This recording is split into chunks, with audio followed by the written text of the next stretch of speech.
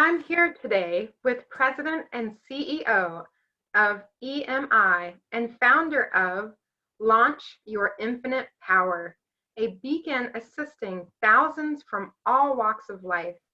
Edward Mercer has dedicated his life to a mission of service. In conjunction with all his efforts, he is currently rallying support to build 1,000 homes to assist those in need, provide assistance for battered women, and prevent abduction of children. Edward, also known as Ed, is on a personal mission to give away $50,000 a year to provide food, clothing, and shelter for women and children around the world. Welcome, Ed Mercer. Well, thank you very much, Amherst. It's a pleasure to be here. So I definitely appreciate this interview today. And I'm excited. I'm excited to give some value to your viewers and, just let people know a little bit more about me. And so it's all good. I'm very excited too. And I love diving into researching you and all the stuff that you're doing. You're doing a great job so far. Thank you. So my first question is obviously going to be about business, since LeftRelay is about business and finance. So I have to ask you, what compelled you to start your business? It's I realized a long time ago that everybody in this world can be, do, and have anything that they desire in life, as long as they want it bad enough. As long as their passion is there and they're willing to put in the work to do it. It really didn't dawn on me that I wanted to be a business owner until I had lost my job in 2005. Let me just back up a step, okay? If you don't mind. Okay.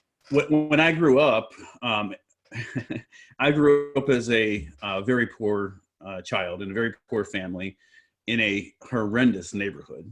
My life was all about fighting every day.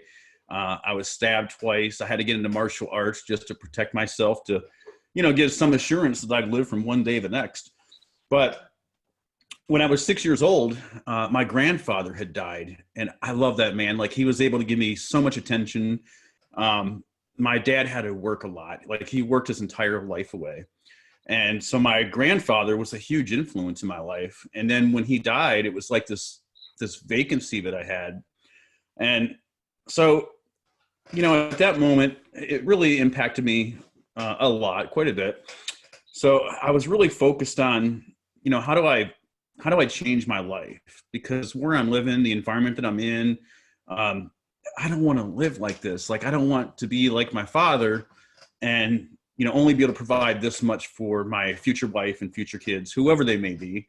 And so I was more focused on success than anything. And I was working as a very young child. I'd push these lawnmowers from the heights of where I lived to the city of Perrysburg and knock on doors and mow their lawn and, shovel driveways and sidewalks just to make some money. And then when I was 12, I worked at a trailer park putting in raised flower beds for a living for $1.50 an hour. But so I didn't have any friends growing up. I had one friend, but it was the friend that I would hang around and would get in fights with all the time. I didn't have any friends at school. I was always playing on recess by myself because the people in the city would look at me and say, "Don't talk to him. Don't play with him. He's that boy from the heights." And it was all because of, how I felt like where I lived, how I looked, because of the clothes I wore, because I didn't wear any new clothes. It was all used clothes.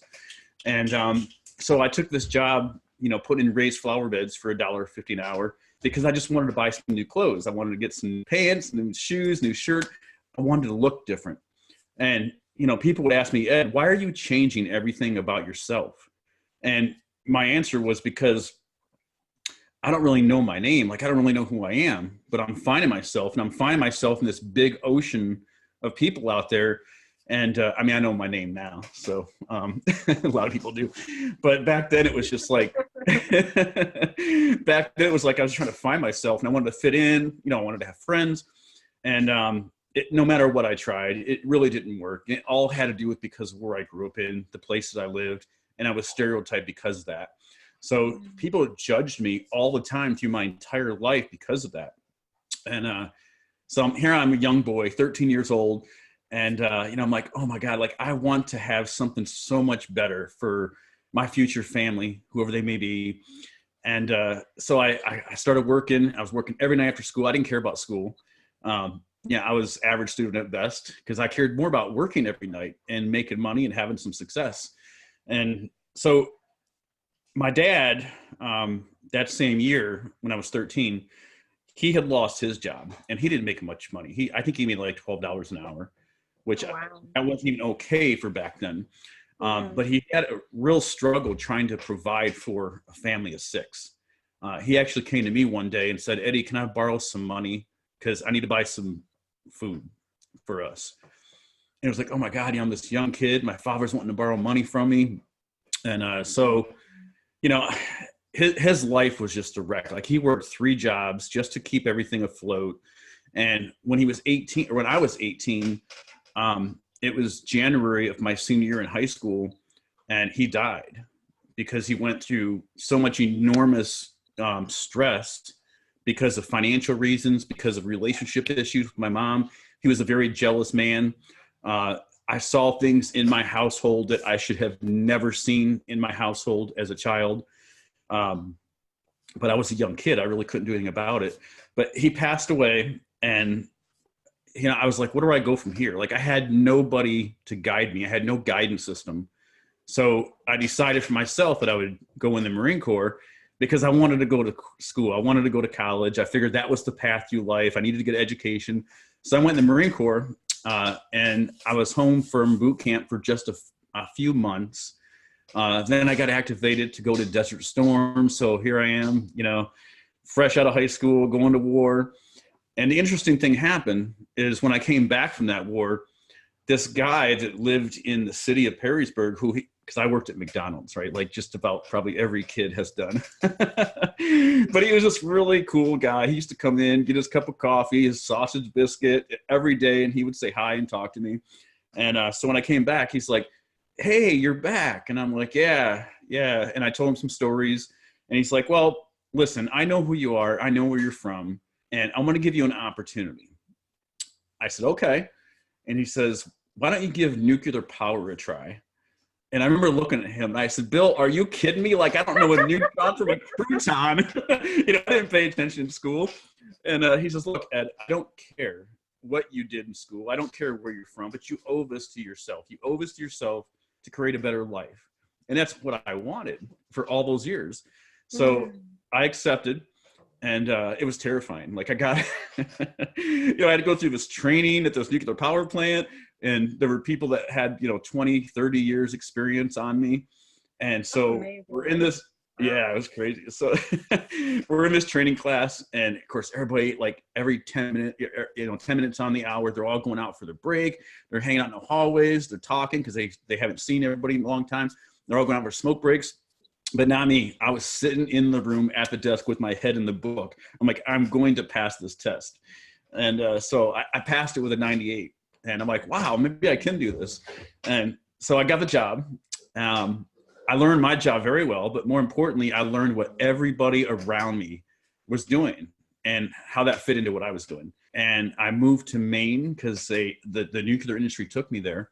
And I met this beautiful lady. She became my wife. You found your love of your life in Maine. I did. Yeah. It was like out of the blue too. Like it was totally unexpected. And I'm like, oh my God, like I'm so taken up with this lady. So we ended up getting married in 1997. And I bought her a house in 1998 for our anniversary. And then we had our first child in 1999. Our son came along. And so I was doing really good for myself. Like I was making $160,000 a year. My dad only made $25,000 a year. I built when my daughter came along in 2003-4, I built a 4,000 square foot home near the coast of Maine. So it was really amazing because this is all the stuff that I manifested in my life, right? It's all the stuff that I wanted, and I worked towards it, and I got it. And so I didn't even go to school. Like, I never went to college after I came back from the Marine Corps. And but here I am sitting here living a life that I thought that only the wealthy people lived. Like, the people in the city when I grew up, I viewed them as very wealthy. They had big homes. My home actually ended up being bigger than theirs. And not that that matters, but it's what I wanted. It's the home that I wanted. So then what hit me in 2005 is that plant that I worked at, they shut down. And I was the last guy there because I created so much value myself. I became a manager of a nuclear power facility when I didn't even know a neutron from a crouton when I got started. But so I worked myself out of a job, and that was in 2005. I thought, I've got to find a different way of taking care of my family, because any other job in that area was going to pay like $50,000 or less, especially without a degree. So I searched and searched and searched, and I found this home business. And I thought, oh my God, this is perfect because I've lived my entire life this way. And so I got started. Didn't have results fast, I'll tell you. I mean, I went months with a lot of frustration, a lot of struggle. I used my 401k. I was using credit cards to, make ends meet, because I love being a father so much. I love being a husband. And there's nothing more in the world that I want to do than to stay home with my family. So while I was looking for a way to provide for them, I was creating some debt. Okay. And so a few months went by, and the company had an event coming up in Hawaii. It was a 3-day event. And I'm like, I got to go there. Because every time I logged into this back office, I'd see these same people making $30,000, $40,000, $50,000 a month, and sometimes in a week. And at first I thought, oh my God, like, that's just there just to keep me inspired, to keep me paying the membership fees. Is it real? But what I knew is I had to go to that event, because I had to figure out if the vehicle that I now have was truly a real vehicle to drive. So I borrowed $5,000 and I went to Hawaii, but I got there and I couldn't even stay in the hotel, or any hotel for that matter, because I just didn't have enough money. So it was really quite crazy. I hid my suitcase behind a column where the hotel workers couldn't find it. And I slept next to the pool every night in the lawn chairs. Luckily, Hawaii has really nice weather. So yeah. So it was warm sleeping outdoors, and I'd get up early in the morning before everybody got up for the event. I'd wash up in the public bathrooms, so that no one could see me getting cleaned up there. And the second day of the event, this couple came up to me and they said, "Who are you? Like, what is your story? Because we've seen you sleeping by this pool." And I said, "And you didn't invite me into your room?" I know, right? And they're like, "Look, just tell us who you are and what you're about." I said, "Look, I came here because I have 2 young kids. I have a wife. I have this beautiful home. I lost my job. I'm just here to learn how to be successful." And so they were like, "Oh my God, like, we're so in awe of your success that you are willing to sleep here on the pool, by the pool every night, just so you could be here to learn how to be successful." And so what happened is they were the top income earners in that company. And so the numbers I saw on the board were very real. And now I met these people. And so they said, "Who are you being in your business, Ed?"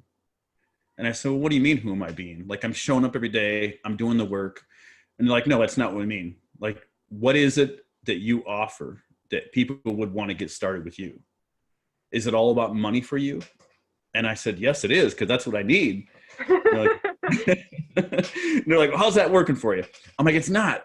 They said, "Exactly, Ed." They said, "In this industry, it's not about you. It has never been about you, and it will never be about you. It's about you helping other people. And the more people that you help get what they want, the more you'll get of what you want." So I went back home and changed over all my marketing. And I made close to $30,000 in less than 26 days, something like that. That is amazing. Oh, yeah. And so I was like just ecstatic, because now my name was on this leaderboard when I logged in. And I'm like, oh my God, there's my name. There's my money. And I'm like, oh, this has been real the whole time. So it was quite exciting. And I had 5-figure months consistently after that.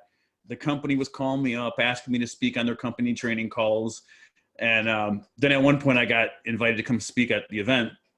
And oh my God, that was like the most nervous wracking thing I ever did. Cause like, I didn't even know I wanted to be a speaker.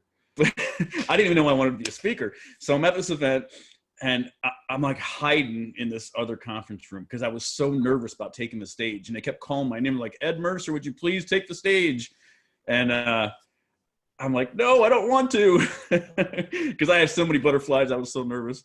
And they said it again. I'm like, okay, I have to take the stage because everything that I've gone through in my life can help somebody. So I need to get on the stage and I need to make the impact in the lives of these people that are sitting there. And there were over 1,800 people there. And so I got on stage and it was like dead silence for the first 30 seconds. Like I had no idea what I was even going to say. All these people were looking at me like, what is Ed Mercer going to say? And I'm like, I don't even know what he's So all I could do was just look around. I'm looking around at everybody. And after 30 seconds of just nothing, I said, wow, from where I'm standing, you guys all look good out there. So get up and give yourself a hand for being here in these seats today and learning to take your entrepreneurship to the next level. And so that was the icebreaker. And then I just rolled into my story and it was great. It was really phenomenal. But it was like, I just want to take care of my kids. I just want to take care of my kids, my wife, take care of my home. I never ever thought I would be on the stage speaking. So here I was, the guy that was sleeping in a pool, in a chair next to the pool. And now I'm the guy teaching thousands of entrepreneurs how to achieve success in their business.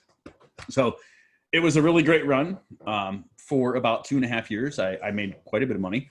Yes, according to my research, now correct me if I'm wrong, but it said that you became a millionaire at age 32. I made my first money at 32 years old. Yep. Okay. And over the course of my life now, I'm at about 3.4 million.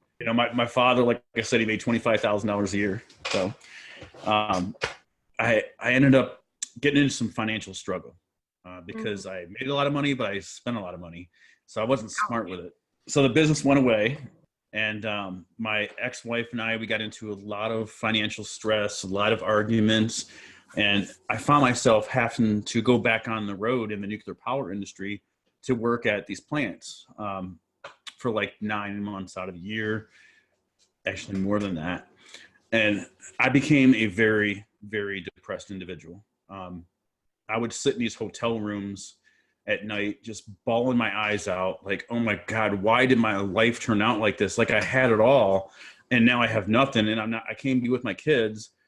I can't be with my wife. And we're out here just, I'm just working and sending money home. I'm just a conduit to take care of what's going on back at home, but I'm not a part of their lives. And so it was very, very depressing for me. Many days I didn't even care whether I woke up in the morning because it would just be easier. But at the same time, I had, 2 beautiful kids. So I would never do anything with my life because I do love my life. But I was under so much financial stress and so much depression that's how I was feeling back then in those closed rooms of those hotel rooms. They were just closing at me. So things happened. Our relationship fizzled out. We ended up getting divorced. She was my angel. I wish that would have never happened. But I met this girl and her and I started hanging out together after work and doing things and having fun. And I met her at one of the nuclear plants. And when I come in, she'd give me this smile. It was like a glimpse of like happiness in a long, long time. And kind of a smile that says, everything's going to be okay. And so there was that draw between us. And so we started seeing each other. I started to build a business at that point, but she said, I don't like that. Like it's either me or it's that. And I'm like, why? How can you say that? She said, because all that is taking people for their money. I'm like, are you kidding me? Like people spend hundreds of thousands of dollars on a college education and they rarely ever get a job they went to school for. They pay therapists thousands of dollars to, help them get through life. And I said, these people are willingly wanting to learn some new skills. And she goes, I don't like it. It's either me or it's that. So I gave up starting my business for her. And she became my new passion in life. We were together for 6 years. And we had this big master plan. Like, she was going to buy the first home on the Gulf Coast of Florida. I was going to buy the second home. We'd go work at the nuclear plants for a few years. We put those homes on VRBO.com because they were renting out for like $1,500 to $2,500 a week. And they were rented like 10 months out of the year. So the master plan was to get those properties taken care of us. Then we would buy the third home together, but we never got past stage one. So after 6 years of being together, she asked me to leave. She found somebody else and asked me to leave. So this was a very challenging time in my life because I didn't have as much money as I used to. I had hardly any money at that point when she asked me to leave. In fact, I didn't even have enough money to stay in a hotel room. I didn't know what to do. I couldn't even go anywhere. All I had was my truck and my personal belongings. And I knew that if I even spent money on a hotel room, I'd be completely out of money within 2 weeks with no way of getting any more because my family doesn't have money. It's not like I could just go to them and say, hey, can I borrow $10,000? They barely have $10. So I'm like, what am I going to do? Like, how am I going to get myself out of this situation? And so I started taking vacancy on these back decks in Florida for these vacant homes. I was switching around from one back deck to another back deck because I didn't want anybody catching me and seeing me on any one house, for too long. But they were houses that had, a nice running pool. They had views of the Gulf of Mexico. And so all I had was my computer, my laptop, my cell phone with a hotspot on it. And I thought, oh God, like, what do I do here? What do I do to change my life? And I'm like, you know what? I was very successful in a business before. I know how to grow a business. I don't have enough money to get involved in somebody else's business, but I can mentor and coach and train people on what it takes to succeed in their business. So I got my laptop out, I started writing this Word document, turned it into a PDF. It was all about marketing, advertising, having the right conversation, and who they need to be in their business to get a result. Everything that I went through, right, that changed my life in that form of business. So I created this PDF. It was called Mastery Marketing, Ed Mercer's Mastery in Marketing. And so I reached out to people on social media and I sold the book, and I made a little over $8,000 while I was sleeping on these back decks on the Gulf Coast of Mexico. But I made enough to be able to pay for the first month's rent, last month's rent, and deposit to move into one of those houses that I was sleeping on because it was for rent. So, I was able to get off the back decks. And but I was still just surviving. Like it still wasn't enough money because between paying alimony and child support and rent and all the cost of living, it was sporadic. It wasn't consistent. And so then I had to figure out how to make more money. And the only way to make more money was to get in front of more people, right? Because that's always a challenge, bringing in something consistently. Yeah. And the only reason why mine wasn't consistent is because I didn't have a steady flow of people who were interested in what I had to offer. And I went through a lot in my own head, like, because everything fell apart. She asked me to leave. I was homeless. So I was just going through a lot of stuff in my own head. And I had to work through that. And it took me quite a few months to get through that. So that was end of 2017. And the funnel was a flop. Like, I didn't make any money. Yeah, and I spent money on advertising, like $1,500 or something like that, and didn't make any sales. I'm like, oh my God, like that was $1,500 that I didn't even really have to spend. But what it did for me is it allowed me to learn, right? Learn from what I did, what didn't work, and learn what does work. So I had to go through all that on my own. And so I built my second funnel, and still didn't make anything. It was the same result. I didn't spend as much money at the time, but I still didn't make any money. And so then I decided that I was going to hire somebody. Like, I need to figure out what the heck to do here, because in today's age, marketing is completely different than what it used to be. And so I took the money I had, I borrowed some money, and I learned exactly what I needed to do with building a funnel, making it so that it converts. And it was so easy. Like, after I learned from this person, it was like, just put in front of people what they want and tell them how they're going to get it. Right. So once I came to that resolve and changed over my funnel, my marketing, then I started making sales consistently. And that's the only reason why I was able to do it. I probably would have been able to figure it out on my own as time went on, but I didn't have time. I had a little money and I didn't have time. I needed to figure it out now. So, yeah. Completely understand that point. Yep. So, was that your most difficult challenge that you faced, was having to fail multiple times building that funnel when you absolutely needed to bring in that income? Or Yeah. what would you say was your most biggest challenge as a business owner? Like, what would you peg that on? Getting the ad copy right. I mean, that's important. Like you can pay for as much advertising as you want, but what I learned is if your ad copy isn't going to convert, it doesn't matter how much money you're spending. It's just not going to convert, and the money's just not going to be there.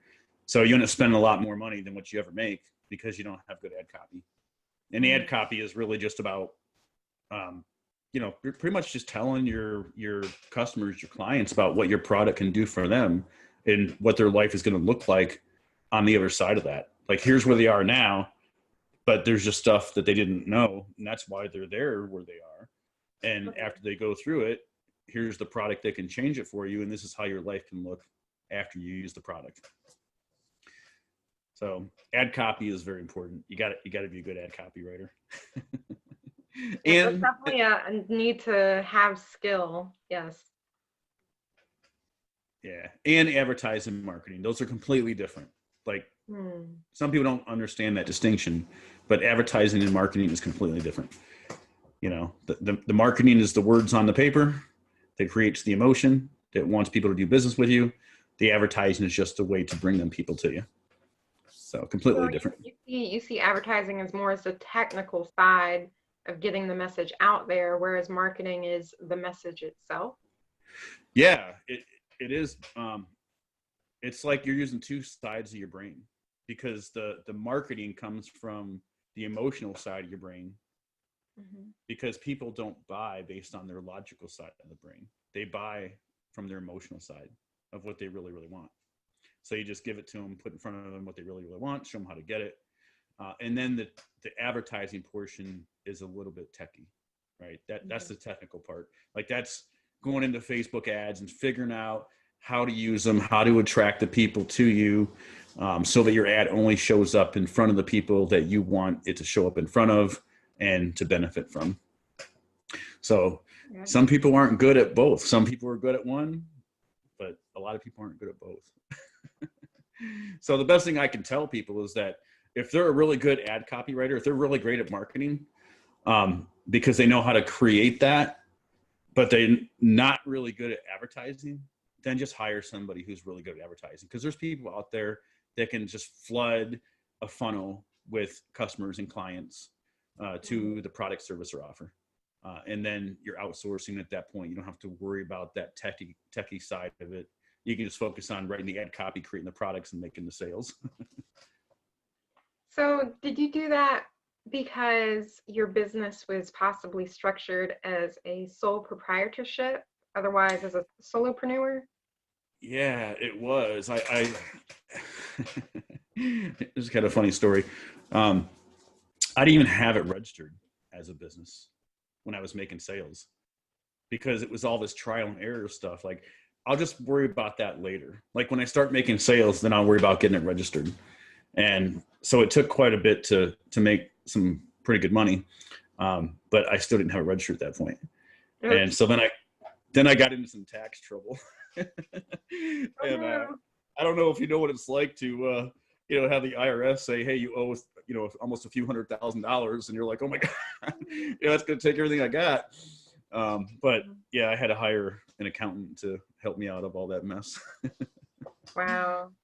Well, don't feel bad. Like, a lot of businesses, even my past businesses, I didn't start out by registering them. Now, granted, I wasn't in a space where I was wanting to be super successful. It was just a local business. So that never happened to me because I never made enough money. Hopefully this time around, I'm going to do the proper steps. Yeah. Is that what you would recommend entrepreneurs do, is put the money back into their business? Oh, absolutely. Yeah. That's one of the things that I see entrepreneurs don't do, because they finally made some money, right?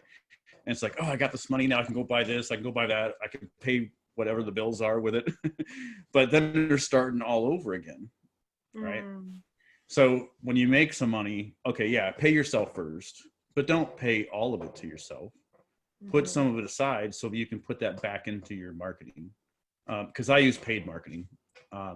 Paid advertising is the way to go, but always reinvest the money that you make back into the business so that you can pay for more advertising and get more traffic and convert more into sales. That's otherwise you're starting fresh every single time. And that's not a fun place to be. Yeah, not a fun place to be at all. So with your experience, the business that you have right now, the LYIP, how did you structure that business? Like with the business structure, like what structure did you choose for it? From a registration standpoint, or? Just from a strategy standpoint, I don't know if you want to scale it like later, if it's already scaled. I don't know if you want to use it as a tax strategy now that you've learned the hard way about taxes. Like just the structuring of how it ran and how it fits into like the puzzle of how you might want to envision your life working out. Yeah. Every business should have 4 cards in it. The first card should be something that catches somebody's interest, right? In a product, service, or offer that they can benefit from. And I see a lot of people just start off at a high ticket value first, but if they start off with a low ticket value where they're demonstrating their knowledge of what they know to be true that can help somebody, then people end up learning something they didn't learn before, right? And so now they start to know you, like you, and trust you through a fairly inexpensive product line. They're gaining knowledge, they're gaining experience, and they're gaining new skills. So that's the first card. And then the second card is a coaching program, right? Bringing somebody into a coaching program, because now that they've learned a little bit more, the next step is, well, okay, now let me work with you one-on-one. Because if you're selling a $57 product, that's not much money to work with somebody one-on-one. So I always tell people that if they're going to sell their coaching program, they should sell their coaching program for no less than $997. And there's reasons for that, because of your return on investment. So low ticket price product that helps people benefit. Coaching program is the second card. And then the third card is the event. And the third card demonstrates everything live, brings together a community of people who can all learn, collaborate in an environment that's more conducive to a person's success. And then from there, the fourth card is a mastermind session. So mastermind sessions are typically a higher, ticket price on that. And they're in a much more luxurious environment. Placing somebody into an environment like that, just it creates a different signal in their brain, right? Because they're in a place that they've never been able to go to before. And now they're in this beautiful place, luxurious place. And it's like, wow, this is the kind of life I want to have. And that just fuels the fire for the person to want to go do more and be more. Are you building up their self-esteem through that strategy? Yeah, I am. Self-esteem, as well as just turning their mindset over from, because when people get started, a lot of people end up having this like poverty mentality. And it's only because of what they've been experiencing. So I try to get them out of that and create a new environment for them to be in, something that they couldn't ordinarily do on their own, but collectively a large group of people can do it together. And when they get in that environment, then they're able to see different opportunities for their life, different things to experience. And so their mind comes completely out of that into the wealth creation mode. All right. And through that process, after you've instilled like a higher self-esteem in them, does your coaching program then bring them into how to become a servant leader? It does. Yeah, that's part of the coaching program. And this is what I mean by that. for a lot of people that get started in a home business, it truly is all about them. It's like, it's all about them making money, right? And their business, their products, their compensation plan is all that they talk about, and it's all that they post about. But when you make what you do about other people, that's the shift. Like, that is 110% the shift that changes things, because when you make what you do about other people, that's when you see the results. And so as part of the coaching program, we talk about what that looks like and how to structure the business and be a servant leader versus just be self-serving, right? So, I'm a personal development speaker. I love personal development, and there are principles that are associated with personal growth and the law of attraction. But a lot of times people don't really understand what the law of attraction means. It's not the predominant law. The predominant law in the law of attraction is the law of vibration, and it's the law of serving. So it's about being excited because you've learned something new that can benefit other people. And so you take that energy and you take that information, that knowledge. And for instance, if somebody is in a business and I'm marketing to them and I'm like, hey, would you like to know how to generate more leads so you can generate more cash flow? Well, what entrepreneur doesn't want that? So because of that, do you want to get out of your 9 to 5? Because you can do that as long as you know how to generate leads and more cash flow. So would you like to know how to do that? And that is the attraction marketing piece. And the higher the level of vibration that we're at when we're operating our business in that manner is what people become attracted to. Because now that person has something that is of immense value to the person that they're in front of that can benefit from what they have. And it's a big difference from buy my program, buy my product, come into this opportunity. It's a great opportunity. It's completely different. Now you're serving other people. And ultimately, I teach people to serve the entire network marketing home business industry. Or it doesn't even have to be home business. It's the sales process, right? It works for everything. You can be a good salesperson or you can be a bad salesperson. And so it doesn't matter if you're selling cars or whether you're selling, a business, but there's definitely a way to go about it. And it's not being self-serving. It's being a servant leader to help others. And the only way that we do that is we learn new skills, knowledge, and then we apply it in our own business. And then we help others learn what we know. A lot of this sounds like sole proprietorship. And I just want to know your opinion, because I got the impression that a lot of the business world kind of frowns or looks down upon solo entrepreneurs. What would you say is more of a benefit going in by yourself and being a sole proprietor or solo entrepreneur versus having a process-oriented business that's running with like a workforce? Like what's the trade-offs, and why did you choose to be a solo entrepreneur? Calling the shots. I love being a solo entrepreneur because I get to do things my way. I don't have somebody saying, what about this? What about that? Should we try this? Should we try that? And I already know the path. And I've had somebody working with me side by side, and all they did was become a stumbling block, keeping me from putting out value to the people that I want to put value out for.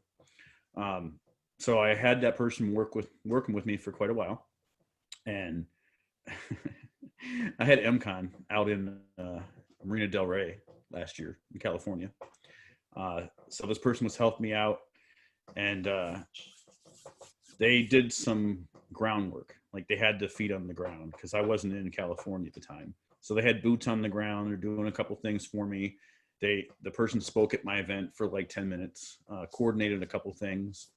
And then at the end of the event, sent me an invoice for $20,000. The work that was done was not worth $20,000. It was not worth $1,000. I appreciated the work, but that person was so adamant that you're going to pay me $20,000 for the work that I did. And I didn't need that person. I didn't require to even have that person assist me. So I've had two instances where I've worked with somebody when they became more of hindrance in me being able to put out value to other people, and then elected to take advantage of that. So yeah, I would much rather work by myself. So unless you can find somebody that you just really click on all accounts, it can be a bit of a challenge. I'll just say that. Now, on the flip side of it, if that person's really good at a certain component, such as the advertising side of it, then yeah, by all means, do work with that person. Like complementary. Yeah, exactly. Because you have your space, I have my space. We work in our own space, but collectively at the end, it all comes together and it fits like a glove. Yep. But you got to find the right person, you know? Yeah. That is true. Yeah. And then like I became very good at the technical side of stuff. Kind of unintentional. You know, I just couldn't see paying a website programmer to build a site for me. So yeah, they can get pricey. Yeah. But for me as an entrepreneur, I started looking at what all these other successful entrepreneurs were doing. And like to the detail of when their website comes up, right? When it first loads, it'll get directed to a different domain. But when you look up in the top of the address bar, when it first shows up, if they have it directed to something else, you'll see what that looks like. And so I got to see what tools and systems they were using to build their funnels. And then I would look down on their site and I'd see like down below where it was either powered by Eversoft or by Dreamweaver. I'm like, oh, what's that? That's something new. I haven't seen that before. I want to know what that's all about. So I get on Google and I'd type in Dreamweaver or Eversoft or whatever. Oh, that's a website building software. Okay, well, maybe I can do that because that's what they did their site with. And so I'd download it, I'd pay for it, download it, start playing with it. And so all my websites, I create myself. I don't have to hire a programmer. So I'm very diligent like that. I like to figure things out. Well, it's always good to keep stuff in-house too. Yeah. Because I did have a website a long time ago with the first business, but it was kind of like a templated website where thousands of other people had the same site. Right. But it's just like when you come out of being an employee to being an entrepreneur, you're breaking away from the masses, right? When you do that. But the same thing happens when you become an entrepreneur, because now you're just in a different pond and you still got to break away from the masses. I see. So you can differentiate yourself. Yeah, exactly. You have to brand yourself. You have to put out more value than the next person. Because just think about it. If there's an entrepreneur that they're in a company and they have this company website that's replicated and everybody has the same website, what sets anybody apart from the next person? Why should anybody join that person or that person? Because everything's the same.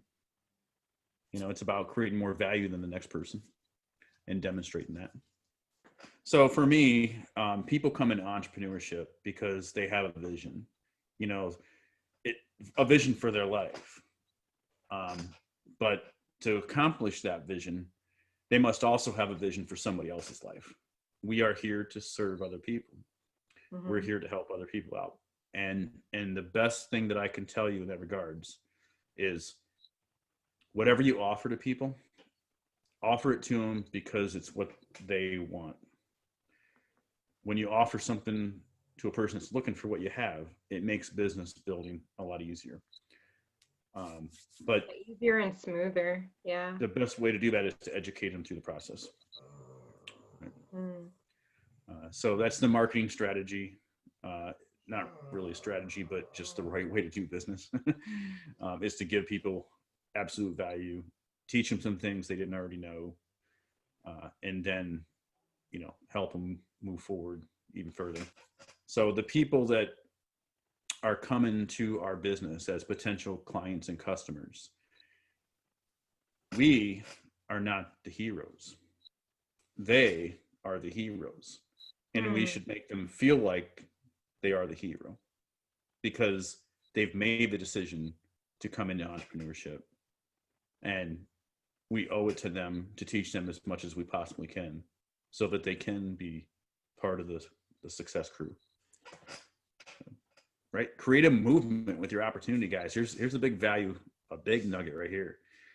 Don't just make it about yourself. Create a movement. So if you're in a weight loss program, then attract all these women to you who are already looking at weight loss programs, who are already buying weight loss products. Bring them together as a big community and create a movement with them. And I guarantee you'll love your business a lot more because you're not doing it by yourself. Words of wisdom there. I was just going to say, speaking of that, I noticed that your business has a charity that they provide donations to, the Power of We Symposium. So what's the history with your business and that charity, and what made you compassionate about it to start having that as the people that you're going to be a patron to? Yeah, just to be clear, it's not my nonprofit, but it's one of my, yeah. So who runs the nonprofit? A dear friend named Lauren Harris out of Chicago. What made you interested in funding that charity? Was it because of the servant leadership that they provided to young people? Yeah, because I was one of those kids. I went through that kind of environment. I could have chose to conform. I could have chose to just be like the rest of the people there, get into drugs, get into fights, all that stuff. But I had a different vision for my life. I had a different decision that I wanted to make. But I was pretty close to being one of those kids because of where I grew up at. So those kids that his charity supports is very near and dear to my heart because that's who I was. But I made a change in my life. So I support that wholeheartedly on funding, giving portions of my income to him so that he can be properly funded and make an impact in more lives, because he was also one of those children in Chicago. So basically not forgetting your roots and being someone who's supportive, because did you feel that you weren't supportive as a youth back then? Like if you had a role model or if you had that program, maybe your success would have came sooner? There wasn't any support for me. The only person that was my biggest fan, the person that cheered me on every day, was my mother. I love her. Yeah, she saw something in me that many others didn't.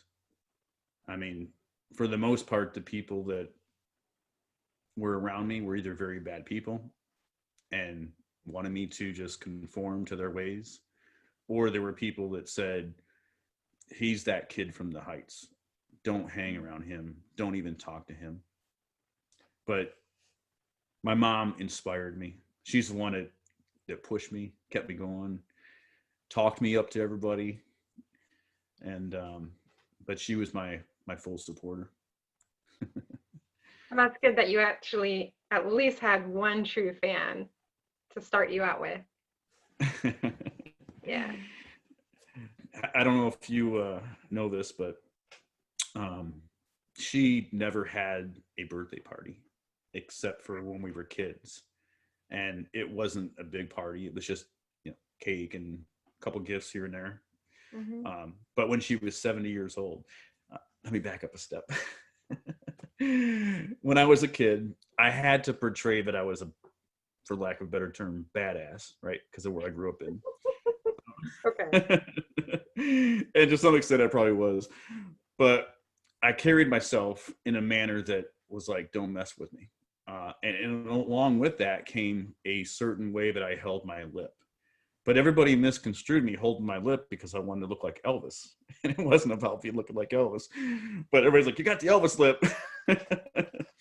So my mom is 70 years old. She turned 70 years old last year. think it was last year. And so this was 8 months in the making. And my younger brother says, "Hey, Eddie, we're going to have a surprise birthday party for Mom. And since you always had the Elvis look when you grew up," I was like, he goes, "Would you mind dressing up as Elvis for her birthday? And nobody's going to tell her. It's going to be a big surprise." I'm like, "Yeah, I can do that. Sure." So she had no idea. But I ordered this Elvis outfit, had it delivered to my brother's house. I arrived in town the same day as her birthday party. And I got to my brother's house and I put this Elvis suit on. I put the wig on and the hair's like out to here and it's up to here. And I'm like, "I can't wear this." So I told my brother, "Give me your clippers." And so I went to town, and I shaved it nice, And so this birthday party of hers was in a community center that was at the hotel where my brother worked. So I hid in the room. I got all dressed and everything. Everybody came in, and she come walking in the door, and I walked behind her, and everybody's like, oh my God, Joanne, Elvis is here." And she turns around, she goes, "Oh my God, Elvis is here." I mean, she was like so excited, and she kept following me around, trying to talk to me. I'm like, I don't even want to talk to her because I don't want her to know it's me. Because I'm thinking, well, if I got to dress as Elvis, this is for my mother. Like, I can't sing, but it's not about me. It's for my mom. So if I got to dress as Elvis, I'm just going to go the whole way, and I'm going to sing. And there's a video on Facebook. It went like viral, and it had like 7,000 views in 48 hours. But so she walks in, and she starts following me around, and I was trying to avoid her, and I'm looking around everybody, and I got these beads on. I'm giving out beads to people. And then I started singing the song "Can't Help Falling in Love with You." And while she's walking around trying to greet people, I came up behind her and I grabbed her hand and I started singing to her. So we ended up singing that song together. And at the end of it, I took my glasses off and I said, "Happy birthday, Mother." And she started tearing up. And she watched that video for like 10, 20 times a day. I bet. With the hardships that you have in the past, but your success that you've already made, what financially impacts your quality of life the most? Like, for instance, what has been the most positive financial tool that enabled you to succeed? I mean, was it the business itself, or was there any other asset classes that went alongside the business? Like, what impacts you? Well, I get to do a lot of amazing things now because I can afford it. Like, I really couldn't afford it before. So, I take my son on a vacation, a fishing trip every August, which is just amazing. I don't know if you've seen it. There's a TV show called Wicked Tuna, and it's on National Geographic. But Okay. he was 15, and we used to watch it together all the time. And so for his 16th birthday, I'm like, I want to take him on like the greatest fishing trip of his life. So I found the guy's number that owns that boat that's on that TV show on the internet. I called him up. I'm like, "Dave, you don't know me, but my son and I watch your show all the time, and he's going to be 16. So I'd love for him to have like the time of his life. Will you take us fishing? Like, nobody else on the boat, just him and I and you guys." And he said, "Yeah, I'll hook you up." So every August we get to go out of Gloucester, Massachusetts, and fish with all these boat captains from that TV show. And it's like we already know them because we watch your show all the time. So I get to do that. I get to travel more. I was able to take my son to Australia. That was just an amazing time. Of course, my daughter never lets me live it down because she got sick and she couldn't go. And she's like, no. "Well, Dad, when are you going to take me to Australia?" But yeah, the impact is that I've just been able to do so many more things that I, couldn't ever imagine growing up that I would ever be able to do. From owning your own business. Yeah. And so now my son, he is in college in his second year for criminal forensics. And he landed himself in the top 5 schools in the country for that program. And it's a $3,000 per month school. So I have the ability to keep him in that school so that he can get his education, live out his passion. Yeah. It's really good to be able to provide your kids with those opportunities because of the success that you've built for yourself. Yes. Well, I've always taught them growing up that, they can do and have anything that they want in life. They just have to have the passion for it and want to do it. So my son is doing amazing because he's got a very analytical mind. And my daughter is a phenomenal gymnast. She came down to Florida when she was like 11 years old, 10 years old. And she's like, "Hey, Dad, you want to see me do a backflip in the backyard?" And I'm like, "I'd love to, baby." So we go in the backyard. I expect to do like one backflip, but oh no, like 4 or 5 of them across the yard. She barely even touched the ground. I'm like, "Oh my God, you are amazing." And I didn't realize how good she got, because my ex-wife and I got divorced, so I wasn't able to see her day in, day out. But she does gymnastics after school. She does track. She's in tumbling. She works out because she doesn't even have like homework because she gets it all done in school. So her study hall, she works out. She's very fit. She turned into a beautiful girl. Last year, she won second at regionals in New York. And then this year, they had an all-around competition that was comprised of Maine, New Hampshire, and Massachusetts, like 12 schools. And she won first place. Like cool. The beams, the bars, like everything. I'm like, oh. So she wants to be in the Olympics one day, and she'll probably do it. That is so cool. Yeah. So earlier you mentioned that you dabbled in real estate, or at least that was your plan. So since you have your main business running and it's generating income, what asset-based investments have you paired alongside your business endeavor, or have you not set that up yet? Right now, just an RV, a nice RV, bought under the business. So every time I use it, it's a write-off. I get to do a lot of fun stuff with it, but I don't have anything else out there that's bringing in income other than through my coaching program, my product sales, my events, and my mastermind sessions. But ultimately, where I want to go is get into real estate. I was in real estate before. With the other business, I invested in pre-construction condominiums down in Miami, Florida. Okay. Yeah, I had 2 units, and it was a private opportunity where we were able to put down so much of a percentage, and then we didn't have to close on those units until every like unit in that building had already sold. So we could sit on it for years, let it build an equity, and then sell it to the end user. But Hurricane Katrina decided to wreck those plans. But I didn't get all the money back. So just the way the contract was written. How did you fund your startup when you started your actual business? Not the previous business that you were in for marketing. From the back decks of Florida, just selling that first line product. That, and then I did borrow money. I borrowed $12,000 to put with the $12,000 that I already had. So was that private funding, or did you get it from a bank, or like where did you get it from? It was a couple friends that I had in Florida. So private money. Yeah. Yep. That's always good to have access to. What advice would you give those seeking funding for their business ventures? Since you reached out to a friend for private funding, I mean, do you think that's the easiest route for people to go, to ask their friends and family to fund their business? Like, what do you think would be successful? Yeah, there are so many ways. Like, there's an abundance of ways for most people to have access to money to fund their business. If they own a home and they can get a home equity line of credit off their home. From where you started, basically someone who is homeless, like where should they get the funding from, since you have experience in that? Where can they get the funding from? Yeah. Well, I mean, for me, it was just, like I said, borrowing from my friends. Okay. Because I had some credit cards, but there wasn't enough on them. So I had to look out for other, sources.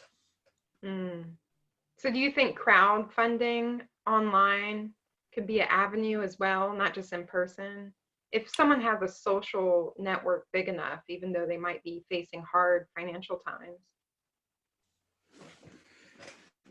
I don't know anybody that's ever done that from a financial hardship perspective. I do know that of somebody who had an idea that was funded, and it was a very old sailboat, a schooner boat that needed some repairs. So he wanted to fix it up. He wanted to put it back in commission. And so he did, a funding source for that, a GoFundMe account. And wow. Okay. yeah, so the amount of people that were all into sailing and old time schooners and things like that, he would post videos and pictures on the progress, and people started funding it. And it was funded with almost $1 million from all these people who That's just wanted to amazing. see him succeed. Yeah. So it started with an idea. And so if somebody's good at something, you know, it can start for them by just an idea as well. As long as it's an idea that you can engage other people into the dream and into the passion of. So bringing people into the idea, but letting them be on the journey with you because they're participating in a way of your Yeah, success. That sounds like a exactly. really good idea. Yeah. Yep. And that's how I hosted MCon last year. I didn't know how it was going to happen. I didn't even know hardly anybody in California. But this guy, his assistant called me back in February last year, and she's like, "Hey, are you at Mercer?" And I'm like, "Yeah." She goes, "Well, I'm on your Facebook page right now, and my boss wants to know if you'll speak at our event." I'm like, "Okay, where's your event?" "It's in Fort Lauderdale." "What's the dates?" And I'm like, "Oh, I'm sorry, I can't. I got some obligations that weekend." So they're like, "Well, we know you're from Tampa, so we have an event coming up in Tampa. Will you speak at that one?" I'm like, "Yeah, I can do that. You know, what's the dates?" "Okay, perfect." And then they followed up to say, "Well, we don't really know anybody in Tampa. Mm. So do you know any experts there?" And I'm like, "Yeah, I do. I know a lot of experts there." So I got 5 of the 6 people on their panel for them for that event. Nice. That's And impressive. yeah, I did it in 3 hours. So I had their panel booked You're the good at same what you day. do. And so I spoke at the event, and the guy made, I don't know, 40 something thousand dollars from that event. I just watched the sales happen in the back of the room. And he called me afterwards. He goes, "I really like you. Like, I like what you speak about." He goes, "You did a great job. I like you a lot." And he's like, "Buddy, come out to my birthday party." And I'm like, "Okay, where's your birthday party?" And he's like, "I live in LA. I'm like, "LA? Okay, I'll come out to LA." So I go out to his birthday party, and there are over 700 people there. His birthday party. And it was a big charity event, that he was having tied to it. So he gave me a free ticket, VIP ticket, and I was sitting on this couch, this nice cushy leather couch by the stage. They had a award ceremony, a fashion show, and an entertainment ceremony. And so this little girl comes sitting next to me, cute as a button. We had a great time, laughing, having a lot of fun. And then this tall black guy sits next to me, and we were talking like we've been friends all our life. And I'm like, "Well, this is a lot of fun. This is pretty cool." And so when the award ceremony came up, they said, "Well, Carrie Burnham, please come up to the stage." And I'm looking around, and the girl next to me gets up. And I'm like, "Where's she going?" And so she gets on stage, and I'm like, "Who am I sitting next to? Like, who is this person?" And so they're like, "Carrie, we want to give your award to you today because your movie just hit the $1 billion mark this month." And I'm like, "Oh my God." And so she's the main actress warrior in the movie Black Panther. Nice. And I'm like, "Wow, that's pretty cool." So then the entertainment portion came up, and the guy next to me says, "All right, buddy." He goes, "I got to go." So I'm like, "Okay, I don't know what's going to happen here, but maybe he's just going to the bathroom. He's going to come back." But so he gets out of his seat, and he walks up on stage, and he starts singing. And I'm like, "Am I hearing this right? Like, you got to be freaking kidding me." It was Sheldon Reynolds from Earth, Wind, and Fire.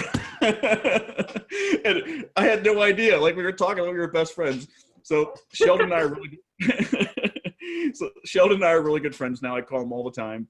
And then at that same event, this lady comes up to me, and she's like decked out in black leather from head to toe, and she got gray hair. It's all spiky hair and everything.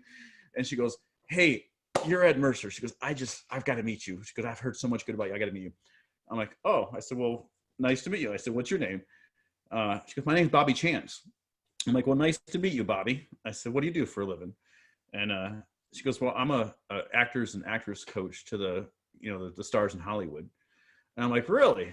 I said, "Well, who have you brought up in the industry, if you don't mind me asking?" She goes, "Well, based on your age," I'm a little older than she thinks. Like, based on your age, the people that you would probably know are Jennifer Aniston and Brad Pitt. That's who I've coached and brought to the industry. I'm like, that's pretty cool.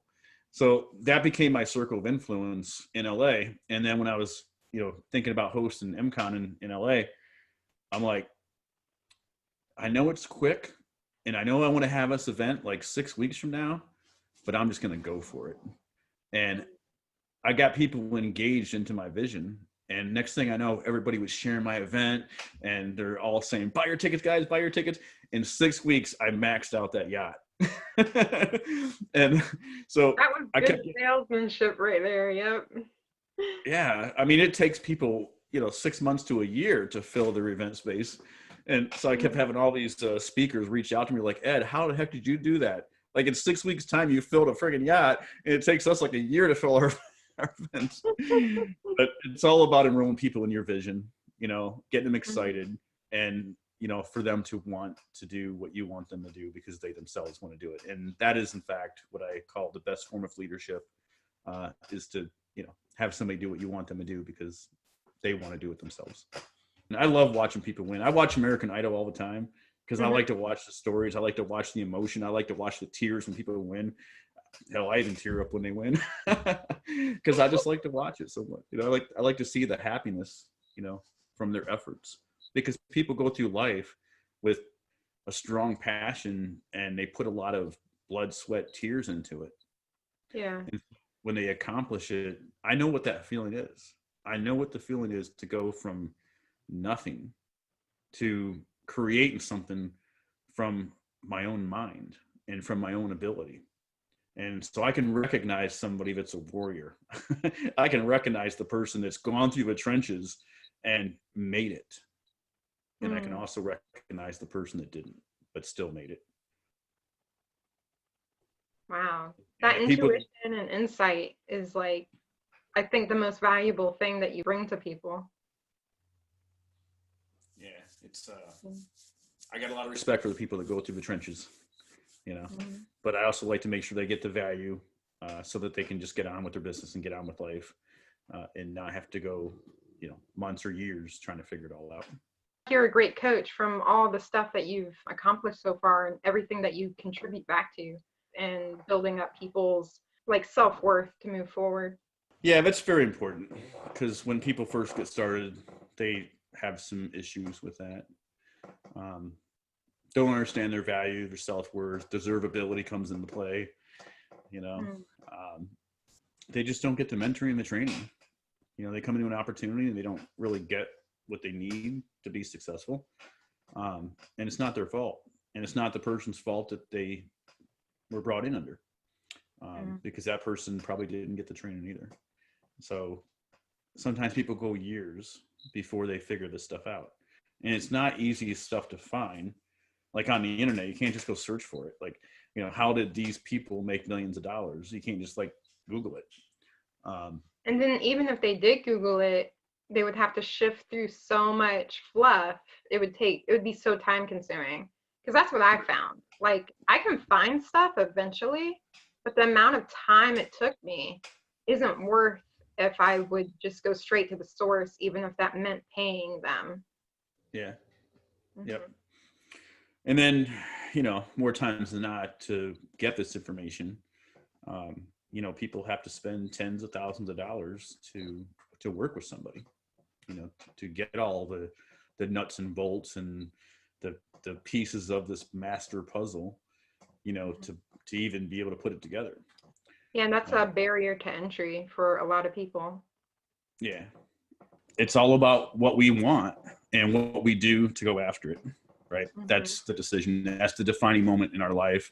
Do we just continue to accept what we currently have or what we believe we can have? Or do we change our paradigm and have a completely different shift and realize that we can have so much more? Yeah, so what's going on with MCon 2019? I'm interested in that. That's your event. MCon's about me showing people how to put all the pieces of the puzzle together because it is this magnificent puzzle and it works beautiful. But when there's a piece of the puzzle missing, it doesn't work very well. So you got to have all the pieces together and then you got a beautiful picture. And I'm bringing people in who are experts on Twitter, LinkedIn, YouTube, and Facebook to teach people how to market their business, like how to use these platforms. And they're not allowed to sell from stage, right? Because you go to a lot of events, people just want to sell you their coaching programs. I'm going to pay these people enough where they should just be giving out all out around value. And if somebody wants to work with them after the event, that's fine. They can do that. But we're not selling from stage. We're there to teach. Oh God, it's going to be a great event. I'm looking so forward to it. Last year was great. This year's going to be even better. Speaking of differentiating and creating value from being unique, or at least in a niche market, I have to ask, does your business accept Bitcoin or any other cryptocurrency? No, it doesn't. Okay, it's still new, so a lot of people don't. I heard that you were coming out with a book, or is your book already out? It's written. It's written. I'm waiting on it to come out in soft copy and hard copy. I was going to put the digital copy out there about a month ago, but I want to wait. So. Does it have a title yet? It does. The Back Deck Millionaire. That is very, very fitting. Yes. That's where it all started. So. Well, this has been so inspiring, and I thank you so much for coming on to LeftRelay. You lived up to what you said. You provided tons of value for this podcast and show. I'm very thankful that you were on here, Ed Mercer. You're very welcome. It was a pleasure being here today. I'm glad I could hopefully give a few nuggets that somebody will just grab a hold of and run with it, and like have a different result next week or next month. And if that's the person that changes their life based on something that I said, I would just love to hear from that person, to know what they have accomplished. Not really what I said to them, but just for them to come back to me and say, Ed, you made such a profound impact on that Zoom that my life, my business has all changed because of what you said. It's not about what I said. I don't really care what I said, but it's the fact that they changed their life. That's what's most important to me. Exactly. Pleasure being here today. Thank you so much for having me on. And Thank you. Anytime you want me to come back, just let me know. I'd love to support you.